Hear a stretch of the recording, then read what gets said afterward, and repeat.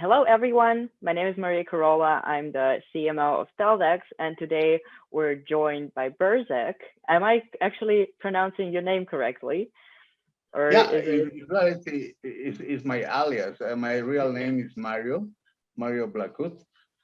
But as in my country, well, I need to use some aliases to work uh, in crypto. So that's why everybody knows me as Berzeck in the community.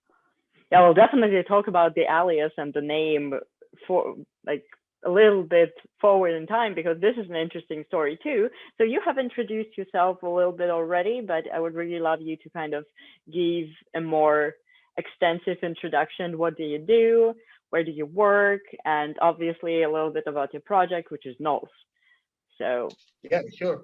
My name is Mario. I am a software engineer for more than 20 years. My expertise is designing and implementing complex systems. I am in crypto since 2014, I think, and I am working with NOS since 3 years ago, 2 or 3 years ago. Right now, which means everything but Asia. So too much time for those. I live in a third world country, Bolivia, in South America. But as NOS is a worldwide project, it was conceived to be uh, for workers to work online from internet. So we already are used to that. So we have members from Portugal, United States, Singapore, China, uh, um, and so on, many other countries. So we work online, everybody, and the biggest challenge of that is the time zones. So as you see, it's 5 a.m. in my country right now. I work all night, but it's the only way so we can coordinate properly.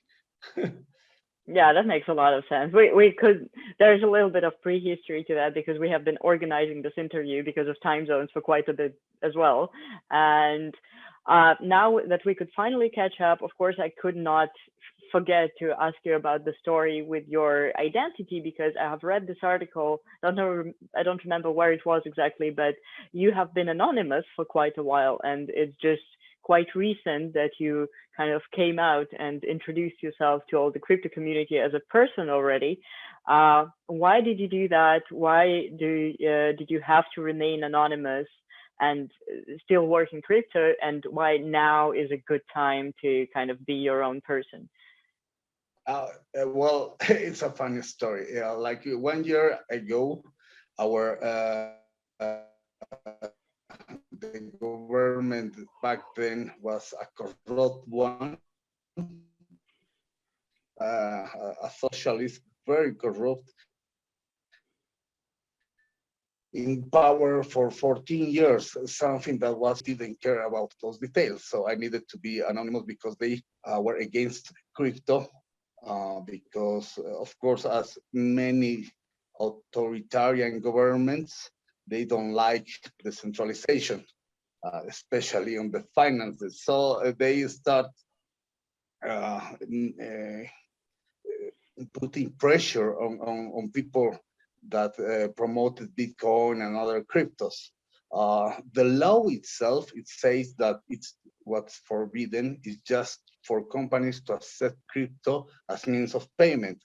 But they didn't care about those details. They put in jail anyway for crypto. So it was dangerous to work in crypto. My accounts were closed. My credit card was taken off. So I had a lot of trouble. Then 1 year ago, there was some hope because we ousted the previous president called Evo Morales, and an interim government came and they are more open to these things, obviously. But I miscalculated because like 3 months ago, the government came back. So I need to hide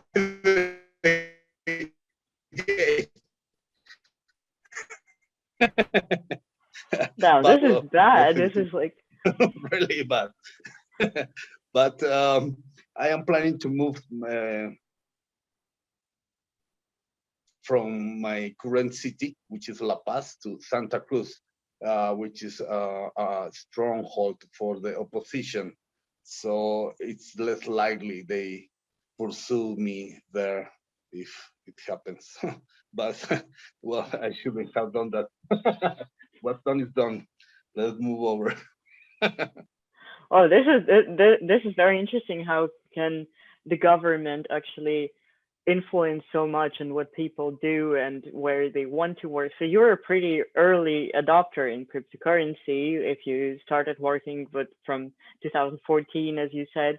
And was it absolutely kind of outlawed in your country, and how did you manage to get into this circle, and what was your personal journey? Is it because of decentralization that you like cryptocurrency, is kind of opposing to the ideas that are everywhere around you, and what is the story there? Well, I started with Linux, and it's an open source project. I mean, so I started it in like 20 years ago, and I really liked the ideals, but not only the ideals and dogma, but the reasoning that open source is the most efficient way to develop, not only because of the dogma or the ethics, but uh, on the technical side. So I saw the evolution of Linux, and it worked. I mean, everybody, Microsoft, and many other big companies were against Linux. Uh, it has a lot of lawsuits, the SEO lawsuit, and but it thrived. And now, absolutely, for example, the 500 most powerful computers in the world use Linux. So most phones in the world use a Linux kernel. So it's has been a success nevertheless. Then I saw what Bitcoin was about, and immediately the analogy was clear. Bitcoin is to finances, crypto is to finances, what Linux was to operating systems. So in my mind, it was obviously that it will succeed. Back then, I knew it would succeed. Uh, Sadly, I didn't have too much money back then to invest too much, but nevertheless, I had a little, and well, it kept growing. But I was kicked down on the bear market of 2017. I didn't solve, so I went through the IBs with most investors.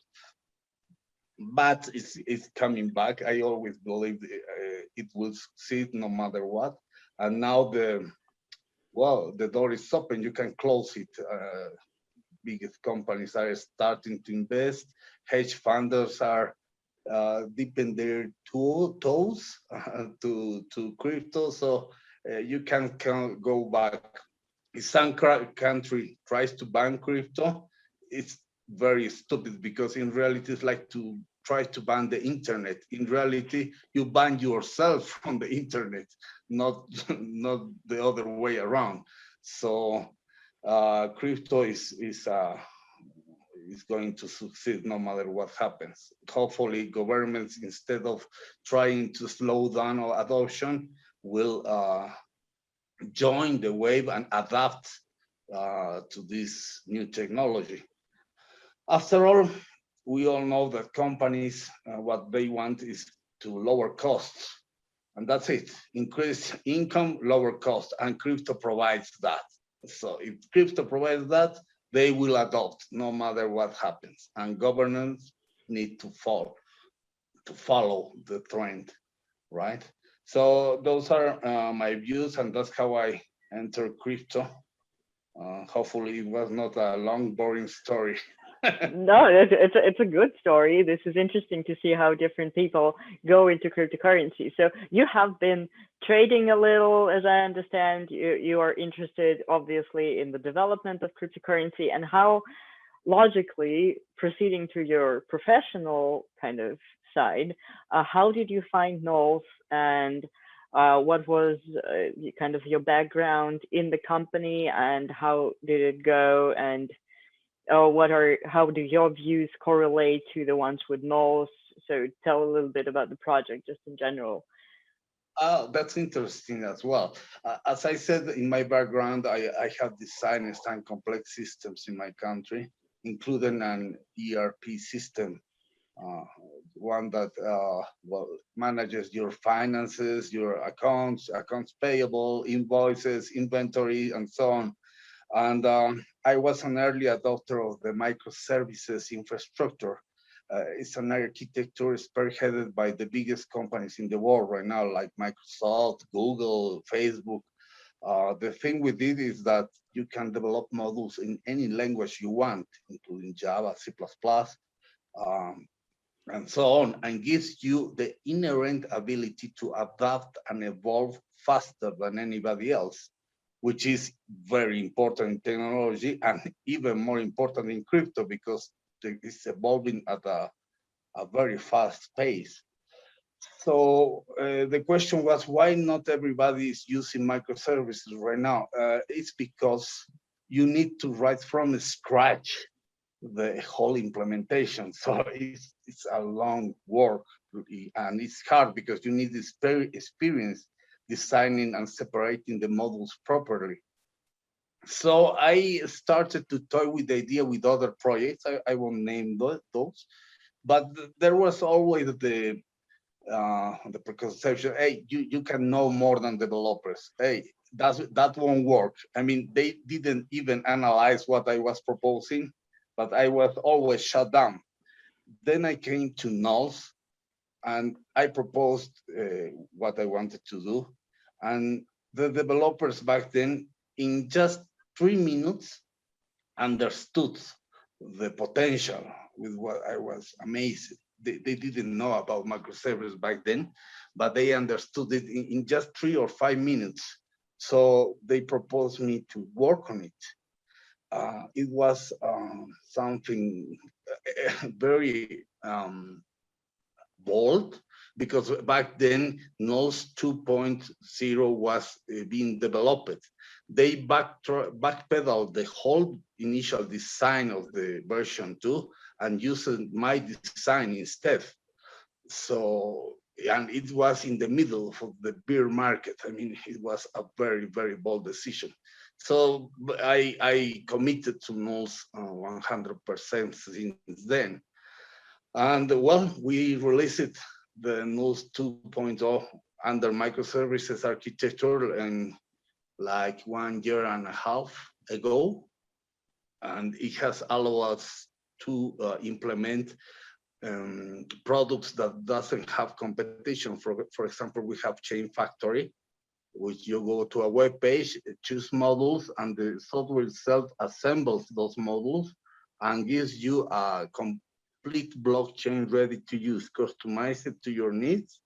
And not only that, it assembles as well a web wallet and a web explorer.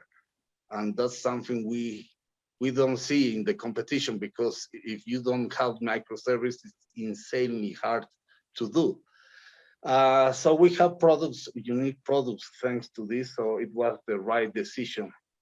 But of course, back then, investors screamed a lot because we were delayed, obviously, and we have troubles as any other software company. And we were developing something nobody has. We are not copycats from anyone. So we have our unique code, our unique architecture, and it's proving to be the correct decision.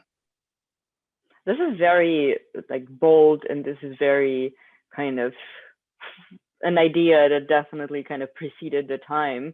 But how did I don't know how to formulate the question correctly, but probably what were the goals of NULS at that time? Like it was quite a bit ago.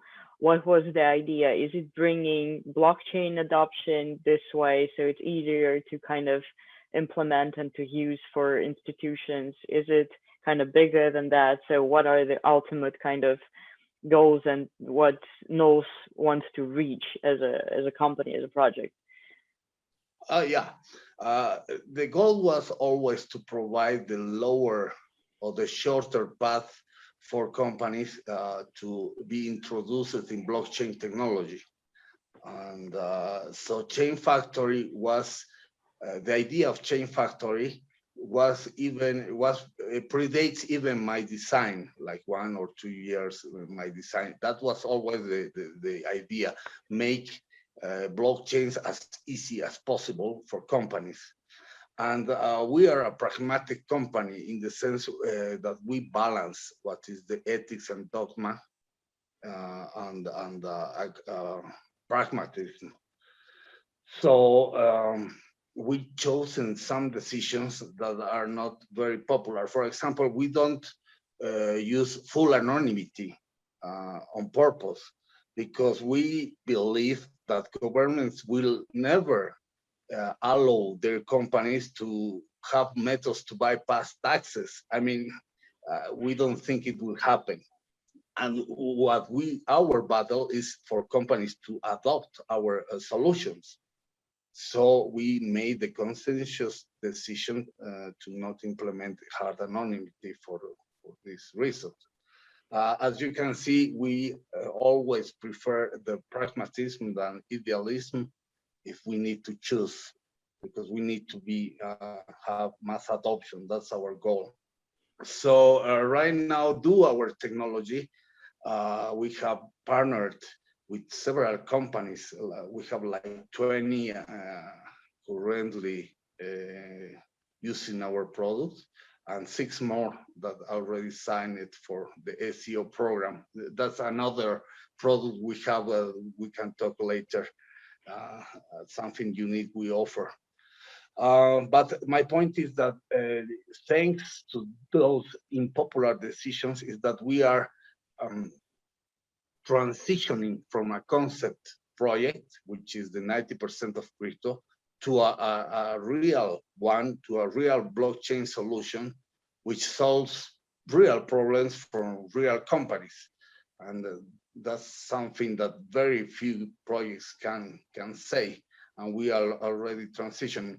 Because if you think about it, the hardest part is to get the first customers, so to speak, because they always ask, hey, and who is using it? Who is using your technology?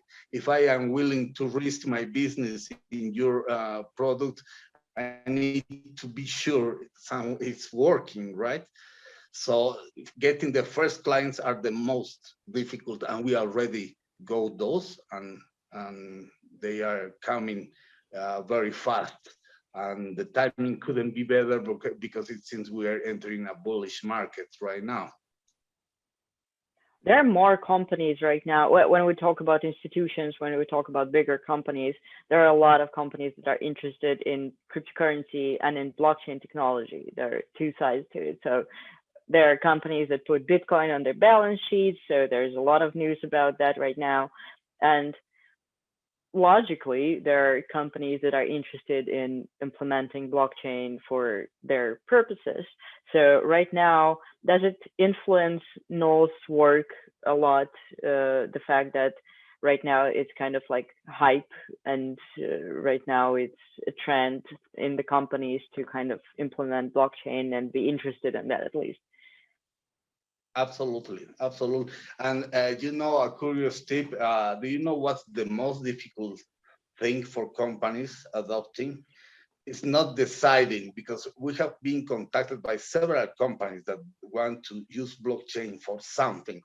The most difficult part is separating what needs to go to the blockchain and what doesn't, because we understand that not everything should be in the blockchain.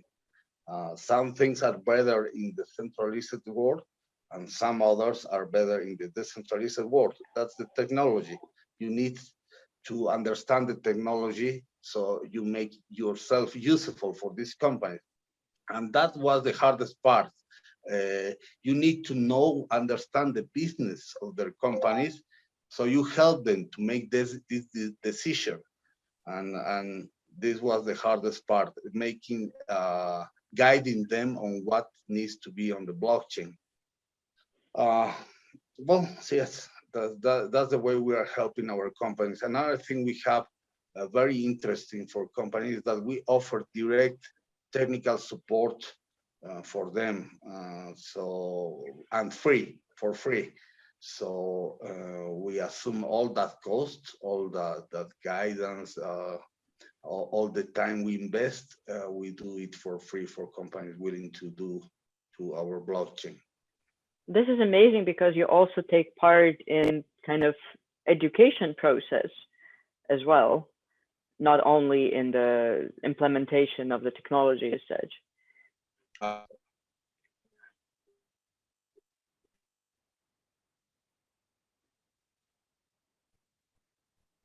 Absolutely. We educate the people in the company using our solutions. So we are in most of our resources in this. They hear about us, people at least. We don't. Our resources are being invested on enhancing the ecosystem, creating value, not just pumping a PowerPoint, YouTubers to pump the PowerPoint presentation. I mean, we are not investing our resources in marketing, but in creating a true ecosystem, and that will survive any bear market in the future. So we are not the favorite project for traders, but surely investors like us, because we are the real thing, the real deal. I kind of lost you in the beginning of the answer, but you're saying that you're not really you're not doing the outreach, right? You're not kind of investing into those activities that just pump the project and promote it and shitpost everywhere. Yes, we have the motto, develop first, pump later.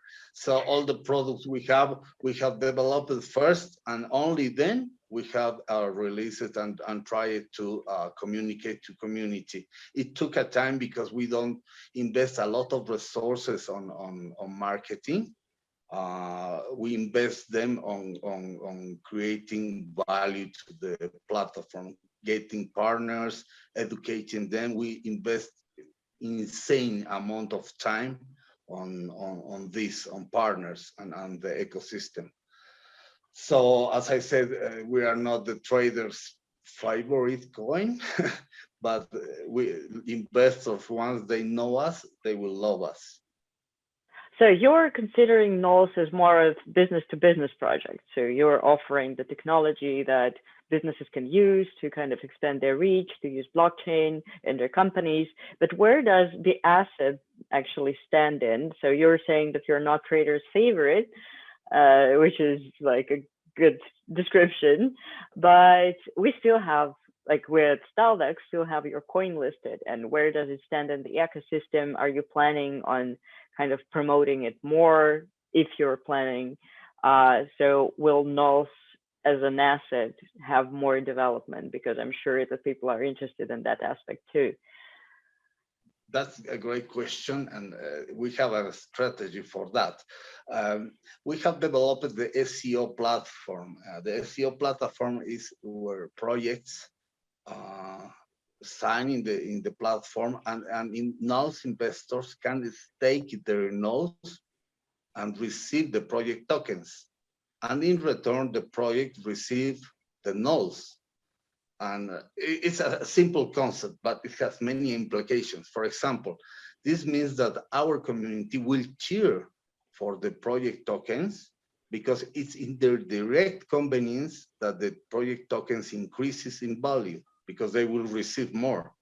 And in turn, the project cheers for NULS because it's in their direct convenience for the NULS price to increase as well because they will receive more value. This created a nice synergy between all the projects that are building in our platform because everybody is cheering for everybody because it's in their direct convenience for the price of every other token to increase. And the ecosystem, that's the reason our projects are very happy, because they are not alone. We merge the communities. So we created a macro community, which is small right now, of course, but it's getting bigger, faster and faster. And now answering directly your question, what's the value of NULS? Now, think about this. NULS stakers are investors are staking in the projects, right? So for each project we add to the platform, the amount of NULS being staked in each project will decrease in average, because we are increasing, right? So you need less NULS to earn more rewards of the project tokens. So the more projects we increase, the more rewards in average will receive our investors. So at some point, it will be very, very profitable to earn NULS to get the project tokens. And that's what should give the buying pressure. And not the YouTube representation, but real value for the project and for the investors. So it's a win-win situation. The community wins because they can invest their tokens in high-risk projects. The projects wins because they receive NULS, and we win because the more projects they come to our platform, the more easy will be to attract even more projects. So it creates like a snowball situation. And what's more important is that investors never risk their money. And that's something revolutionary. Well, that's an over-abused word, so I won't use it, sorry. It's something very creative because investors can stake their NULS, and no matter what happens with the project, they never lose their initial investment. So they can risk on newer projects without fearing to lose their capital, their investment. So they are very, very protected by smart contracts that we have developed. So this is slowly attracting many investors because they purchase NULS, and then they have like 20 projects they can stake them without risking their investment. We believe that in the upcoming months this will grow faster than it's growing right now. Oh, this is a smart use case. So that NULS actually gains more exposure, and other projects as well can kind of invest and do something with it. So yeah, this is something exciting. I think that people should know more about it. And there is one more question. It's just generally probably about the crypto space, because we've been talking so much about the interest of companies in blockchain, interest of companies with crypto, and obviously there is also individual interest because people are getting more exposed to cryptocurrency as well. And if we talk mass adoption, we can see now that companies are buying Bitcoin. There is this crazy NFT art movement that are selling for like millions of dollars. And just with people getting more exposed to cryptocurrency and getting more exposed to blockchain, in your personal opinion, where would all this hype go? Will it end? Will it become integral like internet once did? Will it evolve into something bigger? So what do you think about the future of the whole field? Well, the long term, undoubtedly, it will evolve and we will get mass adoption.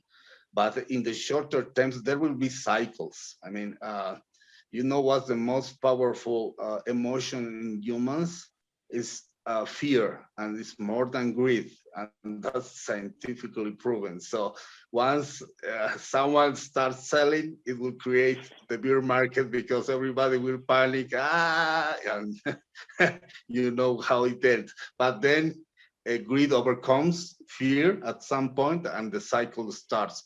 So short term, we will have cycles, but long term, the future is very, very bright. So if you can digest the insane volatility, for sure, we will have a nice future.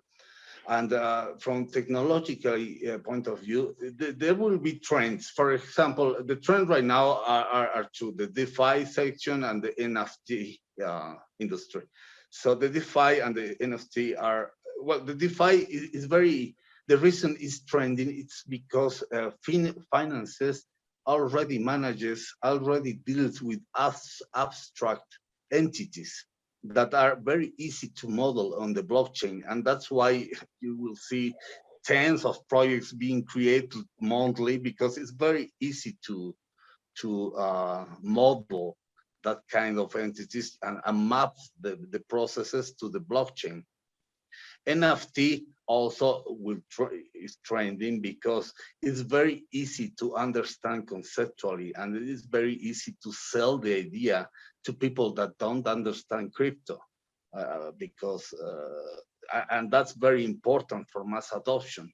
So yes, I think both DeFi and NFT will have long-term trends, but in this regard, we won't dedicate ourselves to those trends only. We are always trying to create a product that serves for a lot of type of industries, because in the future, not only NFTs and DeFi will be on blockchain. There will be a lot of companies on several industries using it, and we are preparing for that future. In this regard, for the DeFi trend, we have created another blockchain called Nerve. Nerve has DeFi ready features. For example, it has 2,000 transactions per second, 2 seconds to create blocks, and more importantly, just one confirmation needed to be deemed secure. This means that any transaction can be confirmed in 2 seconds. So we believe these are qualities that DeFi and finances in specific will value. This complements NULS because to reach these features, we have to make some compromises. For example, we couldn't build a smart contract engine on Nerve. So Nerve uses the smart contract engine of NULS. So projects in general use both, depending on what they want to achieve, right? So instead of having one big bloated fat blockchain that tries to do everything, we split them in two with different requirements, different goals. And again, as we took the pragmatic decision instead of the dogma, we are proving that we chosen the correct one, because right now everything is working flawlessly, perfect, without any issues at the blockchain level. And this, we managed to build in reality 3 blockchains in 9 months each without any serious issue in mainnet. And that's something not many other projects can gloat about. So, well, we're making hard decisions, but we are proving those are the right ones for the future. This is great to hear that you're developing well and you're so optimistic about the future, because like, no, many projects are optimistic, but it seems that you have very clear vision of where everything is going, and this is very refreshing and good to see. And it's probably kind of wrapping up this interview and wrapping up our amazing chat. I would love you to probably give not advice, but kind of guidance for those starting in cryptocurrency right now, because there are many people just joining the pool and who have just started knowing about crypto because there's so much exposure right now. And what do you consider valuable? What do you consider important? And where do you think people should look first and what they should do first if they're just starting at the moment? Okay.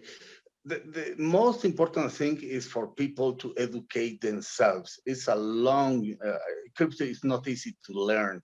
not even at the conceptual level. I mean, it's not easy to learn because the first time someone talk about crypto and say virtual money, the first reaction is, oh, I may prefer the Nigerian prince.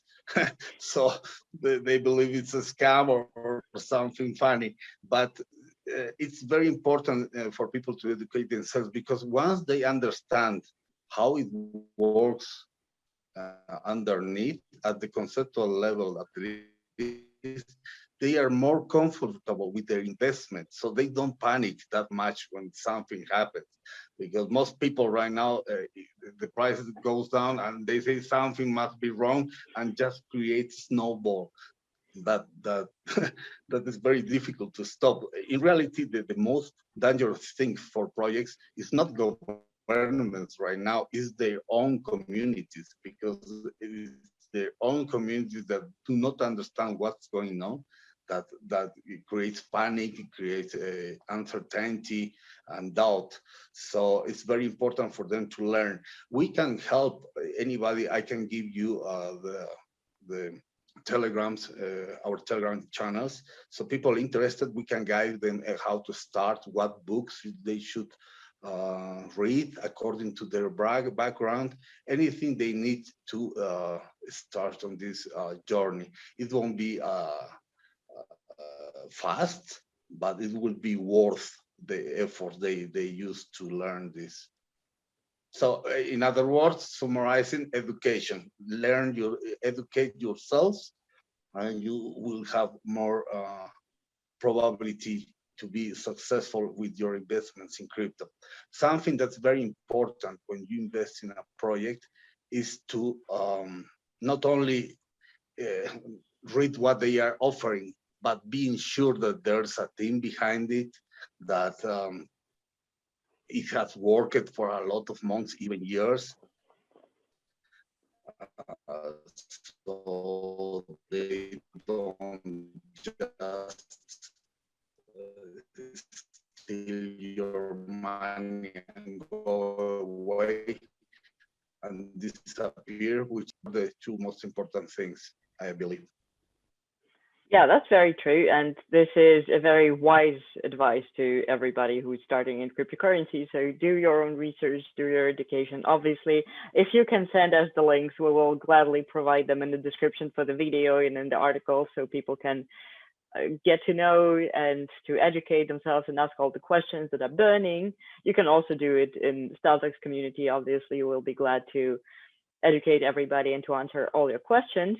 And I actually ran out of questions for this interview today, and it was a great chat. And I'm just reminding everybody that today we're joined by Mario, also known as Berzeck from NULS. And it was a pleasure to catch up. Thank you very much for joining us. Thank you guys for the opportunity, and please, sorry for my bad English. I am trying to communicate as much as possible, but I understand my limitations.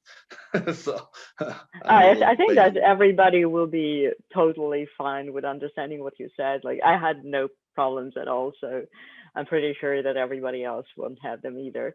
And thanks again. And for everybody watching this interview, I'm just reminding that I'm Maria Corolla, CMO of StealthEX. I was here with Mario today. And don't forget to like and subscribe to our channels and watch more videos in our cryptocurrency interview series. And obviously go to NULS Telegram channels to ask all your questions about cryptocurrency. Thank you, guys.